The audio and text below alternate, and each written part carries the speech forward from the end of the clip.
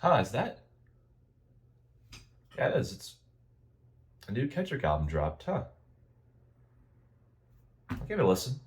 I guess. I mean, might as well. 1 hour later. Okay, well that was something. I'm sitting right here. Might as well do a review.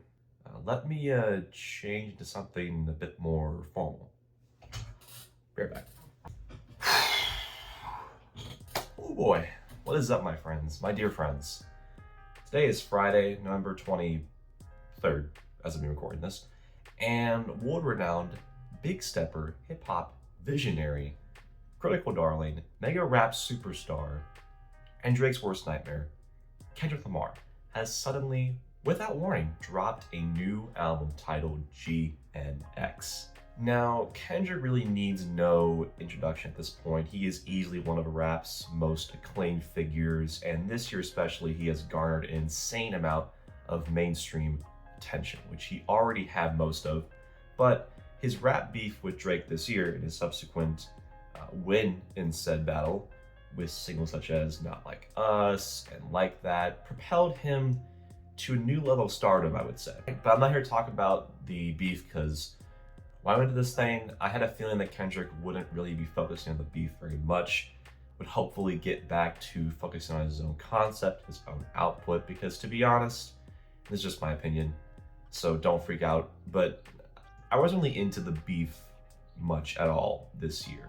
I could honestly give less of a shit about Drake and Kendrick spitting bars back and forth, saying, Kendrick, you got small feet, Drake, you're a pedo, Kendrick, you beat your wife, Drake, you groom kids.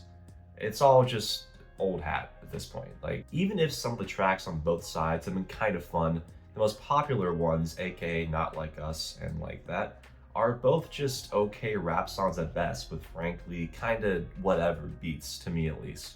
Overall, I think this whole beef and the media frenzy surrounding it and its cultural impact has kind of just distracted people from the fact that hip-hop in general this year has been pretty lacking, and the genre is starting to strain from being at the top of the charts for so long. Am I saying hip-hop is dead?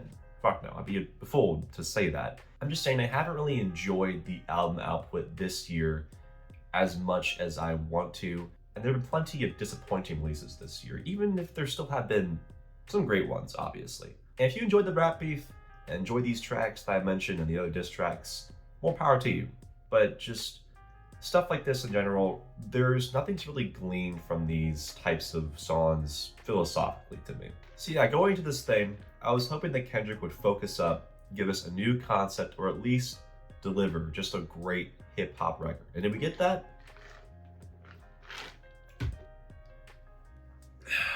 Well, similar to the abrupt and out-of-nowhere manner in which this record dropped, this album feels very sporadic and very unorthodox. It feels like this album was recorded in a short time span, at least far shorter than that of something like T-Pab or Good Kid, Mad City.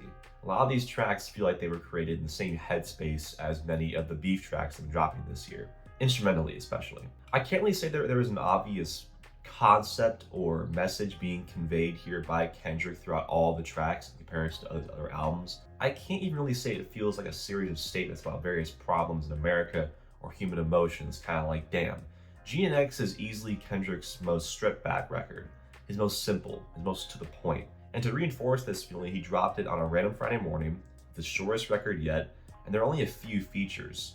And all these factors combine to put Kendrick in an admittedly very interesting position for album mode, because now he's totally stripped away and totally without the grand political statement that he usually teases or begins his albums with. And GNX opens with the track Whacked Out Murals, which is easily the oddest and most cumbersome opening track of any Kendrick record to date, especially with the strange, modulated Hispanic vocals in the first few moments. The beat has this hardcore, dingy, kind of electronic vibe with these shrill, blaring air horn samples popping up in between of every few bars. It's very weird and kind of menacing. And the tone of the beat does somewhat match the lyrics that Kendrick is going for as he goes further than just talking about Drake, but addressing all of his haters, puffing out his chest, basically saying that after the Drake beef, everybody's his enemy now, and he is much more cautious. There are some other fun bars about Lil Wayne with Super Bowl comments, but there are also moments where he directly addresses that tailor-made freestyle for Drake, which is, of course has the AI-generated Tupac on it, as well as Snoop Dogg. He says in the song that he hopes that Snoop Dogg was high making this, which is kind of funny, especially because it kind of addresses the fact that he hopes that this minor lapse was basically just due to Snoop Dogg smoking weed, which is pretty funny. But overall, the vibe of this song and its placement as the opening track sort of made me disappointed already, as if he's already addressing the beef in this song, there's going to be other tracks that have the same theme too. It's a fine track that has some fun bars in it, but the beat feels a bit undercooked, a bit awkward. Kendrick is mostly just reiterating the same thing he has been all year. If I'm being honest, I think Drake dropped a better haters anthem in 2015 with Energy.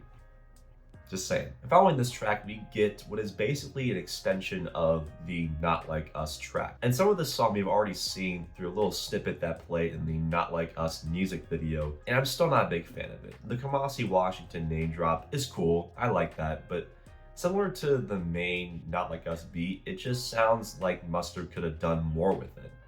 I like the sense on it, and I kind of like the old school golden era gangster rap vibe to it, but it's something special to me. It sounds silly, goofy, not something meaningful, hard-hitting, or interesting that you may find on basically any other Kendrick record. Not to mention the squabble up hook on this thing, and the weird shaky falsetto that Kendrick's playing with on it.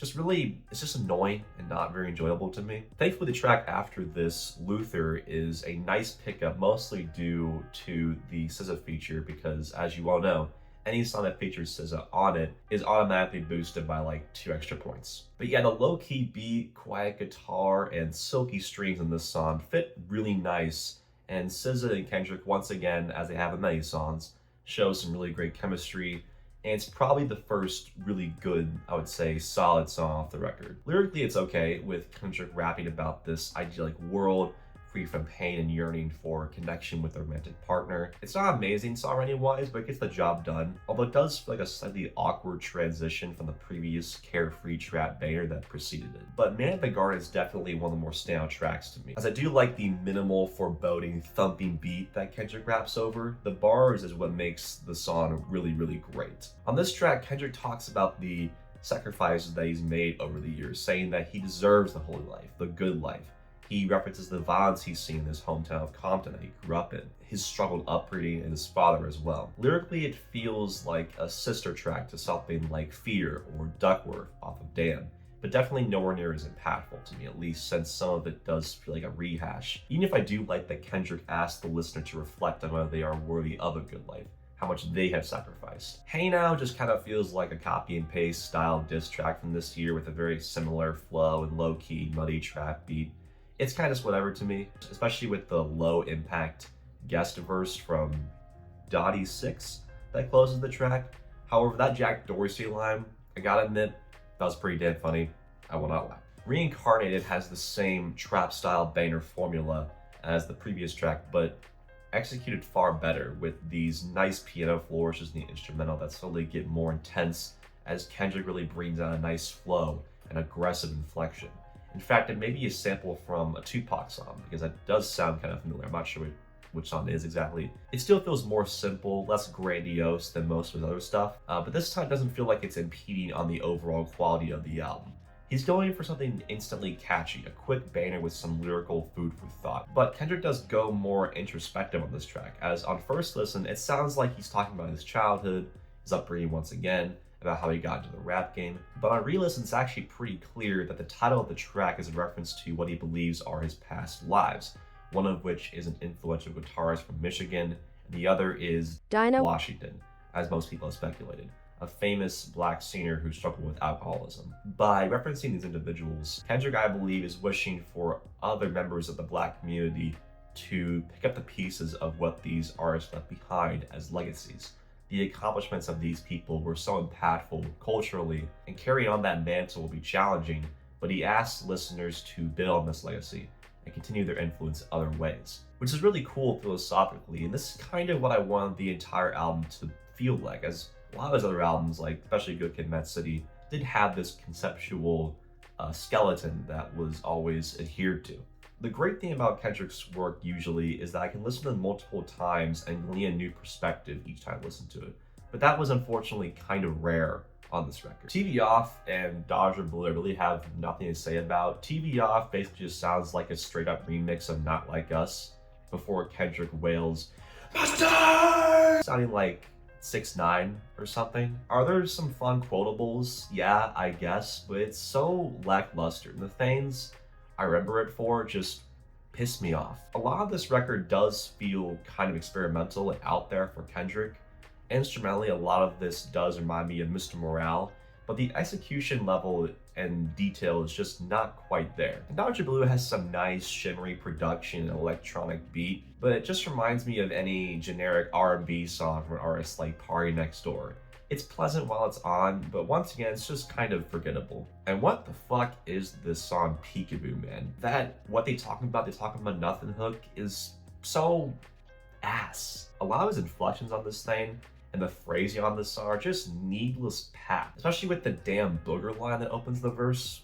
Like, who needed this? It's just so jumbled, bland, and cobbled together. And the beat feels like getting slapped in the face with a cold fish. And then we get to the 6th installment in Kendrick's ongoing The Heart series, which he usually brings a new installment of to tease an album with, but now we're getting it kind of in the midst of the actual track list. I like the glamorous soul sample and the emotional R&B aesthetic to the song, and I even like the sentiment behind the track about Kendrick's fallout with Top Dog Entertainment, his old record label, and how his newfound freedom has given him time to focus on life outside the music industry. Overall, it's a solid addition to the series. I also like the bars that close the track where Kendrick seems to find closure with him leaving the label, and how he's glad that his friends who still operate in that label are still willing to collaborate with him, still let him be a part of their lives, and vice versa. Then we get GNX, the title track for this album, which is easily one of Kendrick's worst songs, point blank, period. The beat is so muddy and simplistic that I don't even think Kendrick put like any thought into its inclusion on the record.